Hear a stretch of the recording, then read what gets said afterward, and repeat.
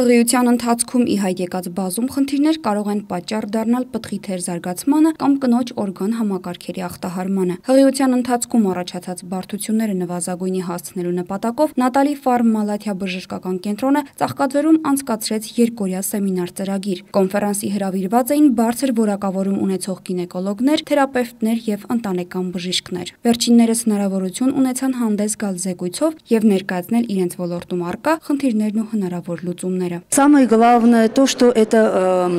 поучительная конференция, то есть где будут объяснены или предъявлены наши наработки нашего роддома.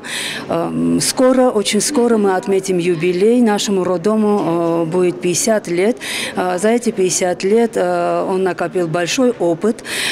свои наработки. Мы хотим поделиться ими с нашими коллегами из других роддомов, из других медучреждений. Սեմինարի ընթացքում քննարկվող թեմաները վերաբերվում էին հղիության ժամանակ արտերալ հիպերտենզիայի, թութքի, կրծքագեղձի քաղցկեղի, ինչպես նաև հակաբեղմնավորիչ միջոցների, դրանց հնարավոր ռիսկերի եւ կրծքով կերակրման անհրաժեշտության ու դրանից բխող տարաբնույթ խնդիրներին։ Մասնավորապես թութքը հղիության ընթացքում ըստ վիրաբույժ Արմեն Վարժապետյանի զեկույցի հանդիպում է հղի կանանց 50-ից 80%-ի շրջանում։ Այն առավել հաճախ հանդիպող խնդիրներից է։ Ոչ պակաս կարևոր է նաև հղիության ընթացքում ի հայտ եկող սրտի անբավարարության ախտանիշը, որն ըստ սրտաբան Մարիամ Սապոնջյանի կարող է վտանգավոր լինել թե կնոջ, թե երեխայի կյանքի համար։ Ներկայացնելու եմ սրտի ռիթմի խանգարումները հղիների մոտ,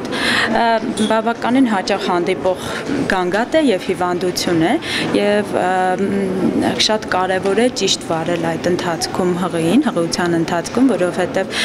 եւ սրտի ռիթմի խանգարումները եւ նրանց բուժման ընթացքում օգտագործվող դեղորայքը կարող են բացասական հետևանքներ ունենալ պտղի վրա։ Նատալի Ֆարմ Մալաթիա բժշկական կենտրոնի գլխավոր տնօրեն Աշոտ Թորոսյանը համոզված է, որ նման կոնֆերանսները հնարավորություն են տալիս Երևանի եւ մարզերի մասնագետներին իրականացնել արդյունավետ փորձի փոխանակում։ Սա կենտրոն է եւ կենտրոնը առաջին հերթին ստանում է բոլոր նորությունները եւ